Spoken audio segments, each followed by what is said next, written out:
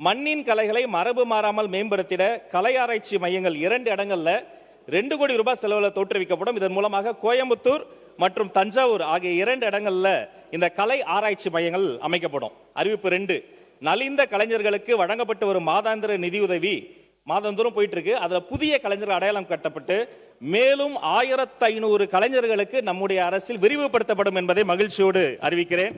அறிவிப்பு 3, கலை பண்பாட்டுத்துறையின் பல்வேறு கல்வியகங்களின் கட்டட பணிகளுக்கு நிதி ஒதுக்கீடு செய்யப்படும். மேலும் துறையினுடைய கட்டட பராமரிப்பிற்காக வழங்கப்பட்டு வரும் நிதி உயர்த்தி வழங்கப்படும். இதன் மூலமாக திருவாரூர், புதுக்கோட்டை, சென்னை, தஞ்சாவூர், கடலூர், தூத்துக்குடி, சீர்காழி, புதுக்கோட்டை, சென்னையில் இருக்கக்கூடிய இந்த மயிலாப்பூரில் இருக்கக்கூடிய ஜவஹர் சிறுவர் மன்றம், இப்படி பல்வேறு இடங்கள் இதன் மூலமாக பயன்பெறும்.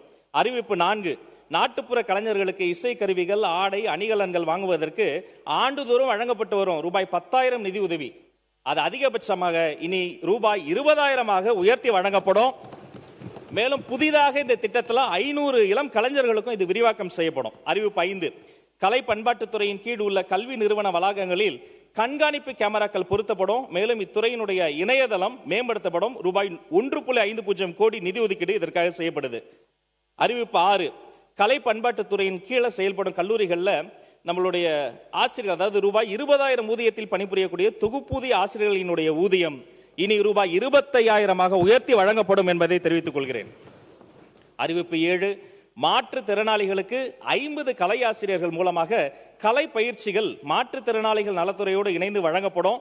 அவர்கள் இருக்கக்கூடிய காப்பகங்கள், விடுதிகள், பள்ளிக்கூடங்கள் அங்கேயே சென்று இதன் மூலமாக 50 கலை ஆசிரியர்கள் மூலமாக கலை பயிற்சி வழங்கப்படும் என்பதையும் மகிழ்ச்சியோடு தெரிவித்துக் கொள்கிறேன். அறிவிப்பு 8, தமிழ்நாடு அரசு இசைக்கல்லூரிகள், மாவட்ட அரசு இசைப்பள்ளிகள், மாணக்கர்கள் பயன்பாட்டில் உள்ள இசைக்கருவிகள் பழுது நீக்கம் செய்வதற்காக நிதி ஒதுக்கீடு செய்யப்படும் என்பதை தெரிவித்துக் கொள்கிறேன். அடுத்து தொல்லியல் துறையினுடைய அறிவிப்புகள் 2026-27. அறிவிப்பு 1, தமிழர்களினுடைய பண்பாட்டு தலங்களை பாதுகாத்திடும் நோக்கில் முதற்கட்டமாக 5 ஆண்டுகளில் 76 பாதுகாக்கப்பட்ட சின்னங்கள் மற்றும் தொல்லியல் தளங்கள் தமிழ் பாரம்பரிய பாதுகாப்பு பணிகள் கீழ் புனரமைப்பு செய்யப்படும். அதாவது தமிழ் ஹெரிடேஜ் கன்சர்வேஷன் மிஷன், இதற்கு இவ்வாண்டு முதற்கட்டமாக 76 இடங்களுக்கு ரூபாய் 49 கோடி நிதி ஒதுக்கீடு செய்யப்படும் என்பதை மகிழ்வோடு அறிவிக்கிறேன்.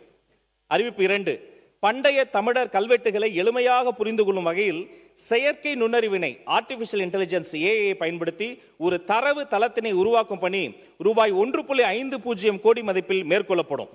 அறிவிப்பு 3, பட்டறை பெரும்புதூர் தொல் படங்கால அகழ் வைப்பகம், குற்றாலம் நாட்டுப்புற அகழ் வைப்பகம் மற்றும் தருமபுரி நடுகல் அகழ் வைப்பகங்களில் விளக்க உரை மற்றும் காட்சிப்படுத்தும் பணிகள் ரூபாய் 12 கோடி மதிப்பில் மேற்கொள்ளப்படும் என்பதை அறிவிக்கிறேன். அறிவிப்பு 4, தொல்லியல் அகழாய்வுகளில் வெளிக்கொணரப்படும் தொல்பொருட்கள் மற்றும் மாதிரிகளை அறிவியல் பகுப்பாய்வுகள் மேற்கொள்ள நவீன தொல்லியல் ஆய்வகம் ரூபாய் 2 கோடி மதிப்பில் அமைக்கப்படும் என்பதை மகிழ்ச்சியோடு தெரிவிக்கிறேன். இது மாதிரி பொருட்கள் கிடைக்கும் போது வெறும் இலக்கிய சான்று சொல்வது நமக்கு பெருமையை சேர்க்கும்.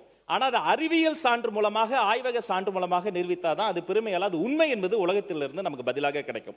அதற்காக இந்த அறிவிப்பு. அறிவிப்பு 5, தமிழரின் கடல் வழி வணிகம், துறைமுகம் மற்றும் ஆற்றங்கரை பண்பாட்டினை வெளிக்கொணர ரூபாய் 3 கோடி மதிப்பில் கள ஆய்வு பணிகள் 3 ஆண்டுகளில் மேற்கொள்ளப்படும் என்று அறிவிக்கிறோம்.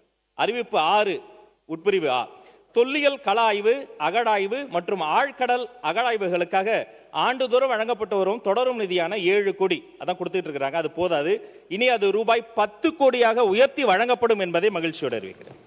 அறிவிப்பு 6(2)A, பாதுகாக்கப்பட்ட சின்னங்கள் மற்றும் தொல்லியல் தளங்களில் மேற்கொள்ளப்படும் பாதுகாப்பு மற்றும் பராமரிப்பு பணிகளுக்கு ஆண்டுதோறும் வழங்கப்பட்டு வரும் தொடரும் நிதியான ரூபாய் 3 கோடி இனி ரூபாய் 4 கோடியாக உயர்த்தி வழங்கப்படும். இதன் மூலம் 126 பாதுகாக்கப்பட்ட சின்னங்கள் பலன் பெறும். அறிவிப்பு 7A, தொல்லியல் துறையின் கட்டுப்பாட்டில் உள்ள அகழ் வைப்பகங்கள் மற்றும் அருங்காட்சியகங்களில் உள்கட்டமைப்பு மற்றும் நவீன மேம்பாடு பணிகளை மேற்கொள்ள ஆண்டுதோறும் வழங்கப்பட்ட ஒரு நிதி ஆதாரமான ரூபாய் 30 லட்சம். 30 லட்சம் உண்மையிலே போதுமானது இல்லை. அப்ப என்ன பண்றோம்னா அதை ரூபாய் 1 கோடியாக உயர்த்தி வழங்கப்படும் என்று அறிவிக்கிறோம்.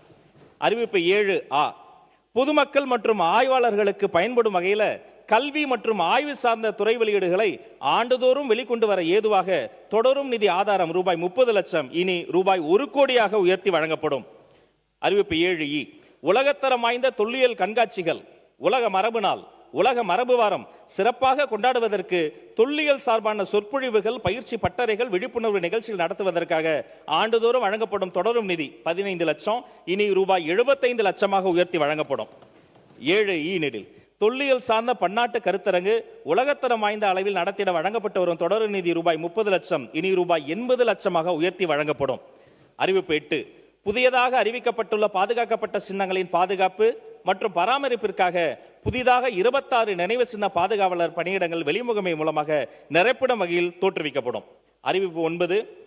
வரலாற்று முக்கியத்துவம் வாய்ந்த 15 வரலாற்று சின்னங்கள் பாதுகாக்கப்பட்ட சின்னங்களாக அறிவிக்கப்படும். இதில் பெரம்பலூர் மாவட்டம் பெருமத்தூரில் உள்ள தீர்த்தங்கரர் சிற்பம், பெண்ணோகணத்தில் இருக்கக்கூடிய தீர்த்தங்கரர் சிற்பம், மதுரை மாவட்டத்தில் இருக்கக்கூடியது, நம்முடைய இப்படி வரிசையாக சைதாப்பேட்டையில் தொடங்கி நம்முடைய தென்மதுரை வரைக்கும் பல்வேறு இடங்கள் இதன் மூலமாக பாதுகாக்கப்பட்ட சின்னங்களாக அறிவிக்கப்படும். அருங்காட்சியகங்கள் துறையில் ஒரு 5 அறிவிப்புகள், அதை நான் விரைவாக சொல்லிடுறேன். அறிவிப்பு 1.